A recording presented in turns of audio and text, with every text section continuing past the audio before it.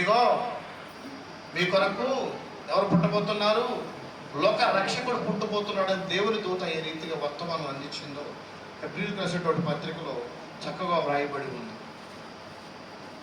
కాబట్టి ప్రియులారా, దేవుడు మనల్ని వెతుక్కుంటూ వస్తూ ఉన్నాడు. నీవు నేను చేసేటువంటి తప్పులు, నీవు నేను చేసేటువంటి పాపాలు తెలుసుకోవడం. ఎందుకు వెతుకులాడుకుంటూ వస్తున్నాడు? ఎందుకు వస్తున్నాడమ్మా? మనకు మరలా మనకు ఒక అవకాశం, మారు మనసు పొందే అవకాశం ఇవ్వడానికే కాదా?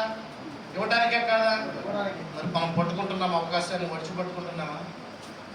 ధనవంతుడు ఏమన్నాడు బ్రతికి ఉన్నప్పుడు? నా ప్రాణమా తినుము, తాగుము, సుఖించుము, పండగ చేసుకో అన్నాడు. దేవుడు ఏమన్నాడు? ఓ వెర్రివాడా, ఈ రాత్రికి నీ ప్రాణాన్ని నేను అడుగుతూ ఉన్నాను అన్నప్పుడు ఆ ధనవంతుడి స్థితి ఎలా ఉంది?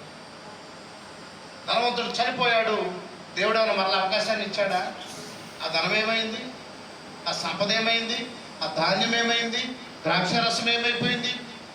ఇలా మనం చూసుకుంటే మన దేవుడు కూడా మనం చేసేటువంటి తప్పులన్నీ కూడా తెలిసి గ్రహిస్తూనే ఉంటాడు.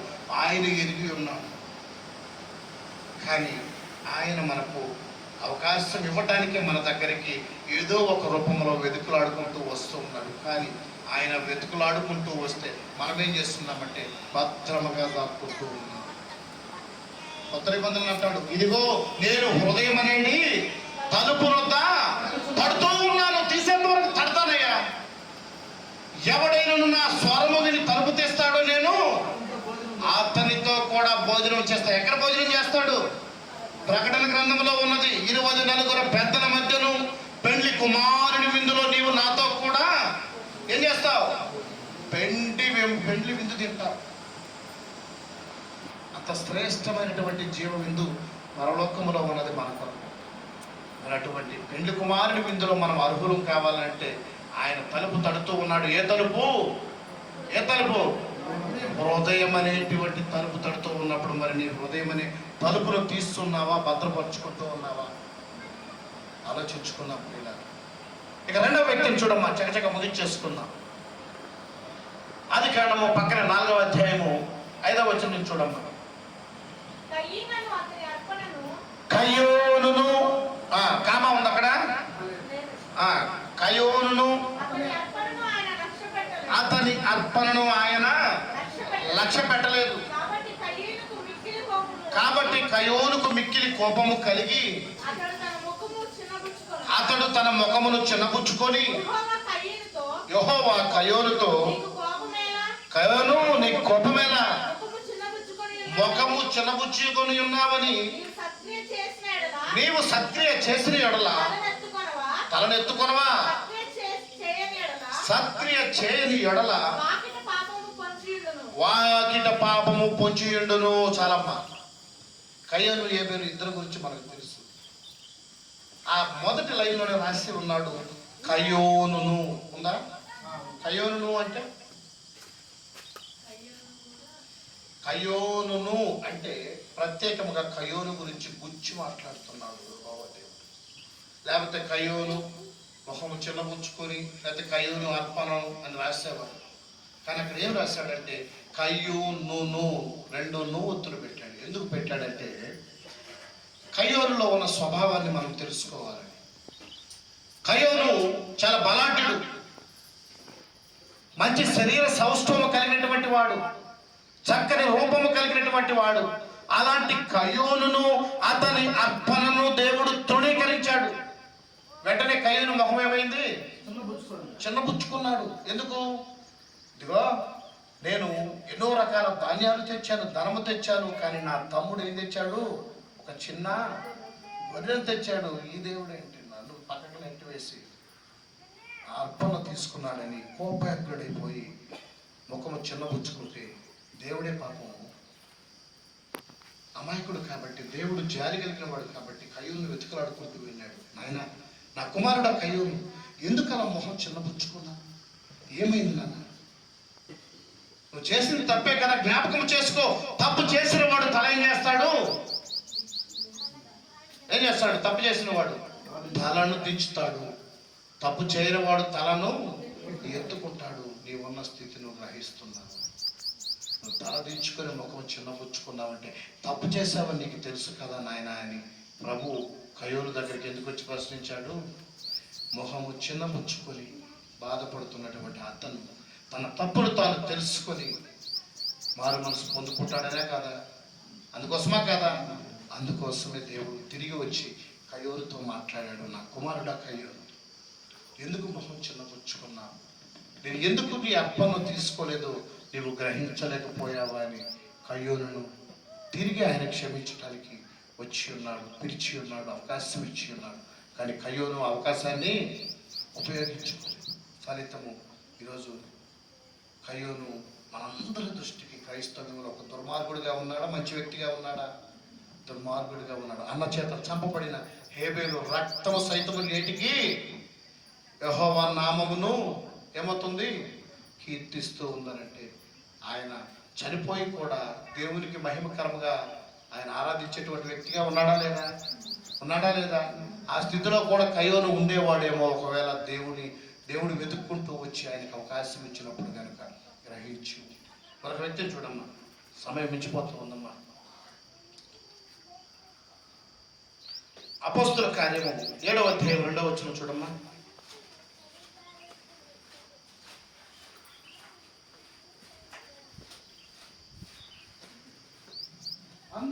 అందుకు స్టెఫను చెప్పినదేమనగా సహోదరులారా తండ్రులారా వినుడి, మన పితరుడైన అబ్రహాము హారానులో కాపురం ఉండక మునుపు మెసొపొతమియాలో ఉన్నప్పుడు మహిమగల దేవుడు అతనికి ప్రత్యక్షమై నీవు నీ దేశమును నీ స్వజమును విడిచి బయలుదేరి నేను నీకు చూపించబోవు దేశమునకు రమ్మని అతనితో చెప్పెను. అప్పుడు అతడు కల్దీయుల దేశమును విడిచిపోయి హారానులో కాపురం ఉండెను. చాలమ్మా, చాలు. దేవుడు అబ్రాహామును పిలిచాడు. ఎవరిని పిలిచాడు? అబ్రహామునా? ఎవరిని పిలిచాడు? అబ్రహామా? నాకు అర్థం కావట్లేదు. అబ్రహామును కాదు పిలిచింది, అబ్రహామును పిలిచాడు. అబ్రహాము తర్వాత అయ్యాడు. అబ్రహామును పిలిచాడు. అబ్రహాము కుటుంబము చాలా చక్కని కుటుంబము. అబ్రహాము తన తండ్రి ఇంట ఉన్నాడు, సంపద కలిగి ఉన్నాడు, బంధువులు ఉన్నారు, సంతతి ఉంది, పశువులు ఉన్నాయి, ధన ధాన్యాలు అన్నీ కూడా ఉన్నాయి. కానీ యెహోవా దేవుని యొక్క ప్రణాళిక రాబోయేటువంటి లోకరక్షకుడు ఏ వంశం నుంచి రావాలి తలంచాడు? అబ్రహాము. మనం పాట పాడతాం, అబ్రహాము దేవుడవు. ఆ తర్వాత ఏ దేవుడు? మరి ఎన్ని తరాలవి? 3 తరాలంటే దేవుడు మరి తరాలను ఎందుకు అంతగా ఆశీర్వదించి ఉన్నాడంటే అబ్రహాము గ్రహించాడు దేవుని యొక్క పిలుపును. ఎందుకు దేవుడు నా దగ్గరికి వచ్చాడు? అబ్రహాము, నీ సొంత దేశమును, నీ తండ్రి ఇంటిని, నీ సమస్తాన్ని విడిచిపెట్టి రా, నేను చూపించేటువంటి దేశానికి వెళ్ళన్నాడు. అబ్రహాం ప్రశ్నించాడా? అబ్రహాము, ఉండుండయ్యా, ఒక 2 జతలు తద్దుకుంటాను, చెప్పులు చిరిగిపోయాయి, కొత్త కొనుక్కుంటా అన్నాడా? మా పక్కింటి వాళ్ళు చెప్పొస్తా అన్నాడా? ఇంటికి తాళం వేసి వస్తానన్నాడా? దేవుడు నన్ను ఎందుకు పిలిచాడు? అందులో ఏదో పరమార్థం ఉన్నదని దేవుడు వెతుకులాడుకుంటూ వచ్చినటువంటి ఆ యొక్క వెతుకులాటకు అబ్రహాము ఎదురు వెళ్ళాడా లేదా? ఎదురు వెళ్ళాడు కాబట్టి బయలుదేరాడు. చివరికి ఏమయ్యాడు? ఇప్పుడు లోక రక్షకునికి మొదటి వంశీయుడై ఉన్నాడనంటే దేవుడు అబ్రహాముని ఎంతగా ఆశీర్వదించి ఉన్నాడో పిల్లారా మనం అర్థం చేసుకోవాలి. స్టెఫన్ అంటూ ఉన్నాడు, ఇదిగో నా కుమారులారా. ఒకసారి అబ్రహామును చూడండి. దేవుడు ఏదైతే పిలిచి ఉన్నాడో, దేవుడు ఏదైతే ఆయనను ఎందుకు ప్రత్యేకంగా ఎంచుకున్నాడో అందులో ఉన్నటువంటి విషయాన్ని గ్రహించుకున్నాడు కాబట్టి అతను ఆశీర్వదింపబడి ఉన్నాడని తెలియజేస్తూ ఉన్నాడు. మనందరము కూడా అనుకుంటూ ఉంటాం, నా దేవుడు నాతో మాట్లాడట్లేదు. మాట్లాడటానికి మనం ఏమన్నా పునీతులమా, హోప్స్మా? ఎవరు మనం? అందరం ఎవరు? పాపులమే. ఎవరు మనం? అనీతిమంతులుగా ఉన్నాం ఈ లోకంలో. మనం ఎంతమంది పరిశుద్ధులుగా ఉన్నాం? పరిశుద్ధులు ఎవరైనా ఉన్నామా? ఈవెన్ పాస్టర్లతో సైతం ఉన్నారా? ఎందుకంటే నేను చెప్తా, పాపం అంటే మర్డర్ చేస్తే పాపమా? ఎఫ్ఎస్సి పత్రికలో ఒక మాట అంటాడు, నీకు కలిగిన కోపము సూర్యుడు అస్తమింపక మునిపే ఏమైపోవాలంట? నీలో నుంచి ఏమవ్వాలి? వెళ్ళిపోవాలి. అది నీకు కోపం వచ్చింది, ఉదయించినటువంటి సూర్యుడు మళ్ళీ ఎన్నింటికి అస్తమిస్తాడు? ఎన్నింటికి అస్తమిస్తాడమ్మా? సాయంత్రం 5 లేదా 6 గంటలకి. ఈ లోపు ఏమవ్వాలంట? నీలో ఉన్న కోపము ఏమైపోవాలి? మాయమైపోవాలి. దేవుని వాక్యమే సెలవిస్తూ ఉంది, నా కుమారుడా, నీలో ఉన్నటువంటి పాపము సూర్యుడు అస్తమించులోగా వెళ్ళమని. ఎందుకంటే కోపం వలన ఏమి కలుగుతుంది? పాపం పుడుతుంది. వాళ్ళ కోపాలు లేవా? ఎవరికి ఉన్నాయా? లేవా? మరి కోపం నీలో ఉన్నప్పుడు పాపం ఉన్నట్టా లేదా? మనం ఎలా పరిశుద్ధులం అవుతాం? పరిశుద్ధులం అవుతామా? కాదు.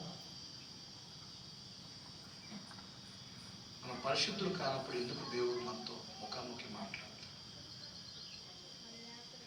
గ్రహిద్దాం, ఎందుకు దేవుడు నిన్ను ప్రత్యేకముగా పిలుస్తూ ఉన్నాడు, ఎందుకు ఆయన నిన్ను వెతుకలాడుకుంటూ వస్తూ ఉన్నాడు, నీకు అవకాశం ఎందుకు ఇస్తూ ఉన్నాడు. అయితే ఆ అవకాశాన్ని నువ్వు పొందుకోకపోతే ఒక దినమున ఏమవుతావు అంటే, బుద్ధి లేని కన్యకలు ఏమయ్యారు? విడువబడ్డారు. ఆ తర్వాత తలుపు తడుతూ ఉన్నారు. ఏమన్నాడు ఆయన? పెళ్లి కుమారుడు ఏమన్నాడు? ఓ బుద్ధి లేని కన్యకలారా, మీరెవరో నేను ఎరుగును అంటాడా లేదా? మన తండ్రి కూడా మనం ఒక దినమున, ఆ తీర్పు దినమున జీవ గ్రంథంలో నీ పేరు లిఖించబడకపోతే నిన్ను ఆ వర్ష క్రమంలో నిన్ను ఆయన పరలోకానికి పంపిస్తాడా?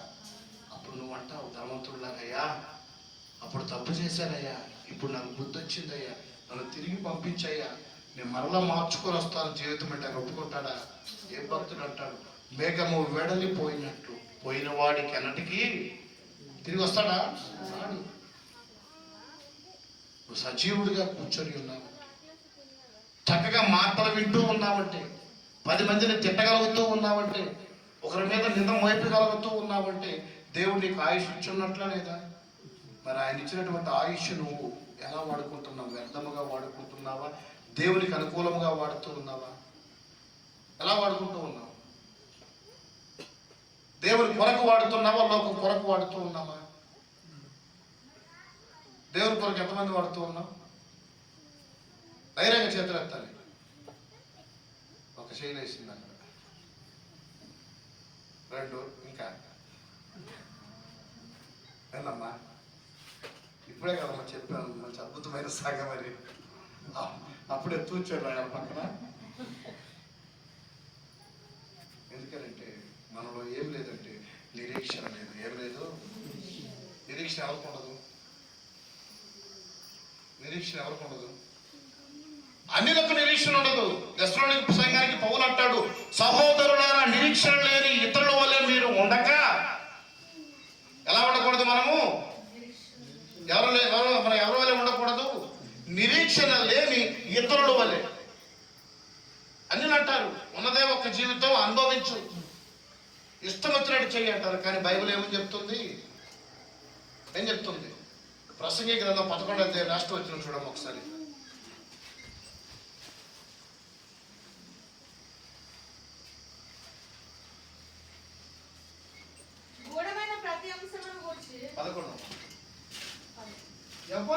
యవనుడా, నీ యవనమందు సంతోషపడుము, నీ యవనమందు సంతోషపడుము, నీ యవన కాలమందు నీ హృదయం సంతుష్టిగా ఉండనిమ్ము, నీ యవన కాలమందు నీ హృదయం సంతుష్టిగా ఉండనిమ్ము, నీ కోరిక చొప్పునను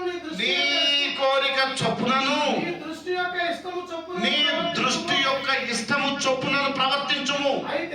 అయితే వీటన్నిటిని బట్టి దేవుడు నిన్ను తీర్పులోనికి తెచ్చునని జ్ఞాపకం ఉంచుకోరు. ఏం చేయాలంట?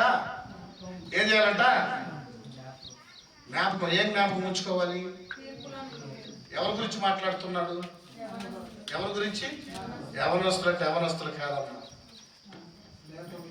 ఎవడైతే నడవగలడో, ఎవడైతే మాట్లాడగలడో, ఎవడైతే వినగలడో, ఎవడైతే చూడగలడో, ఎవడైతే ప్రతి చర్యకు చెల్లించగలడో వారందరినీ దేనితో దేవుడు చూశాడు? యవన బిడ్డలుగా చూస్తూ ఉన్నాడు. నీకు మందిరానికి వచ్చేటువంటి శక్తి ఉంది, నువ్వు మందిరానికి వస్తున్నావా? దేవుణ్ణి ఆరాధించేందుకు చక్కని స్వరం ఉంది, ఆరాధిస్తున్నావా? మరి పక్క వారితో తగా జరిగితే వారి చెవుల్లో ఇటు ఇటు రక్తం వచ్చేలాగా మనం కూతురు మాట్లాడమా? మరి అప్పుడు వచ్చినటువంటి పదాలు, అప్పుడు వచ్చినటువంటి జ్ఞానం మరి దేవుని మందిరంలో ఎందుకు రాదు? మనకు వస్తుందా? మనకు వస్తుందా? రాదు. అందుకే అంటూ ఉన్నాడు ప్రసంగి భక్తుడు ఎవరు? అది రాసింది ఎవరు? సొలొమోను రాజు ఎవరు? దావీదు ఎవరు? రాజు. వాళ్ళంతా ఎవరు? మనలాంటి సామాన్యులు కాదు, గొప్ప రాజులు. ఒక రాజు కుమారుడు అయినటువంటి సొలొమోను రాజు గొప్ప రాజు. ఆయన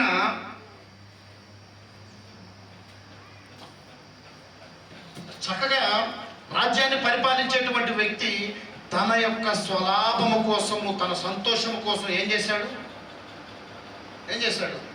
ఎంతమంది భార్యలు సొలొమోను రాజుకు? 1000 మంది భార్యలు. మరి 1000 మంది భార్యలు సంతోష పెట్టాలంటే ఒక భార్యకి వడ్డానం ఇచ్చాడు. రెండో భార్య ఏమంటుంది? నీకు ఆయమ్మంటే ప్రేమ, నేనంటే లేదు, నాకు మాటిది కావాలంటుంది ఒక భార్య, నాకు చెవులు చుట్టలు కావాలని ఇంకొక భార్య అడిగింది.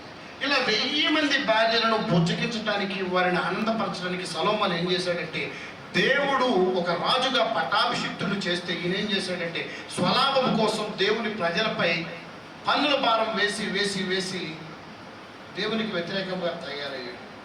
ఆయన జీవితం నాశనం అయిపోయింది. ఒక భార్యతో ఏగటమే కష్టమైతే ఎంతమంది భార్యలు?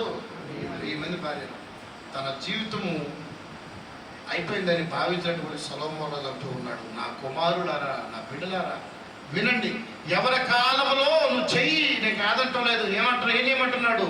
నీ హృదయం ఏమి చెప్తే అది చెయ్యి, నీ కన్ను ఏమి కోరితే, నీ చూపు చూసావు నీకు నచ్చింది చెయ్యి. కానీ అయితే ఆఖరిలో చదువు ఒకసారి, అయితే దగ్గర నుంచి చదువు. అయితే వీటన్నిటిని బట్టమ్మా.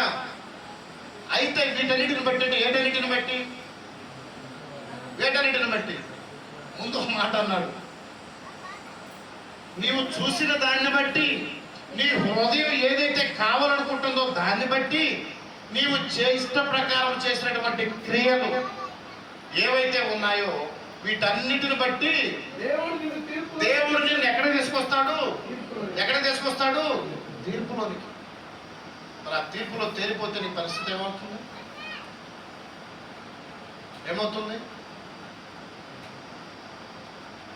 రాజైనటువంటి బెల్షాజరు యెరూషలేము దేవాలయం మందిరంలో ఉండేటువంటి సామాగ్రిని తీసుకువచ్చి తన భార్యను, తన యొక్క మంది మార్బలాన్ని సంతోషపెట్టడానికి ఆ మందిరపు పాత్రలలో మద్యము తాగుతూ ఆనందిస్తూ ఉన్నారు.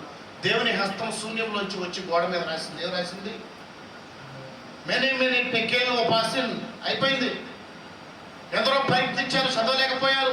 చివరికి దానియేలు వచ్చాడు, దానియేలు చదివాడు. రాజా, ఓ బెల్షాజరు, దేవుడు ఏం చేశాడు? నీ లెక్క కూడేశాడు. కూడికలు తీసివేతలు అయిపోయాయి. ఆ లెక్కలో నువ్వేమైపోయావు? తేలిపోయావు. ఎప్పుడైతే దానియేలు ఆ మాట అన్నాడో ఆ బెల్షాజరు సింహాసనం కూలిపోయిందా లేదా? కూలిపోయింది. ఆ రాజ్యము 2గా విభజింపబడింది.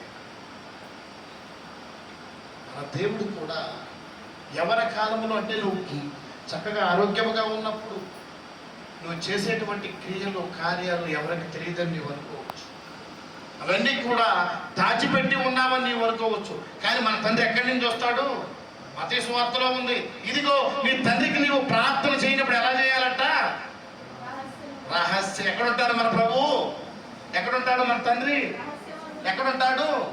రహస్యం ముందు. ఏదైతే నీవు రహస్యమని చీకటిలో చేస్తావు, ఏదైతే ఎవరు చూడకుండా, ఎవరు కనపడకుండా నేను తెలివిగా చేస్తున్నానని నీవు అనుకుంటున్నావో అక్కడ ఎవరున్నారు? మన తండ్రి చూస్తూ ఉన్నాడు. మరి ఆ రహస్యం ఆయనకి తెలీదా? జాగ్రత్త. అవన్నీ కూడా ఎక్కడ తీసుకొస్తాయి? ఒక దినమున అవి మంచివైనను చెడ్డవైనను తీర్పులోనికి తీసుకువస్తాయి. మరి అవి తీర్పులోకి తీసుకురాకూడదంటే నీ తండ్రి నీ కోసం ఎత్తుకులాడుకుంటూ వస్తూ ఉన్నాడు. మరి నువ్వు కనపడతావా దాక్కుంటావా?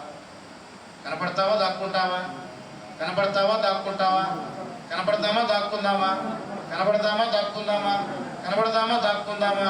ఒక్క నోరు చెప్పకపోయినా నేను అడుగుతానే ఉంటాను, అందరూ చెప్పాలి. కనపడదామా దాక్కుందామా, కనపడదామా దాక్కుందామా, కనపడదామా దాక్కుందామా, కనపడదామా దాక్కుందామా. కనపడదాం. ఎవరికి కనపడాలి? దేవునికి కనపడాలి. ఎలా కనపడాలి? ఎలా కనపడాలి? మొదట గ్రహించేవాడిగా కనపడాలి. ఎలా కనపడాలి?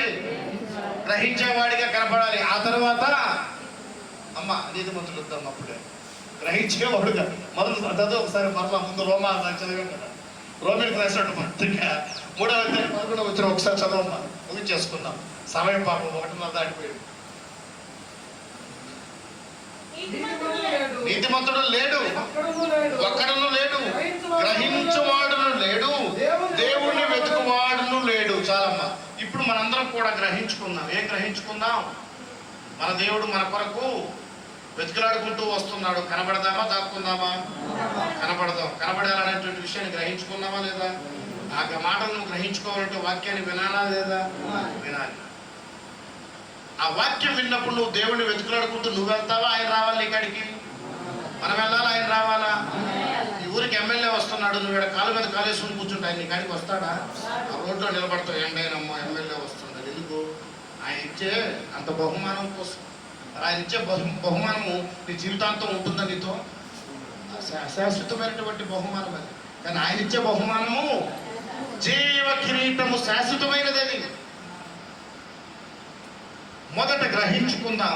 నువ్వు ఎప్పుడైతే గ్రహించుకుంటావో దేవుణ్ణి వెతకాలనేటువంటి తపన నీలో ఉంటుందా ఉండదా? మగ్దలేని మరి ఏం చేసింది? మగ్దలేని మరి ఏం చేసింది?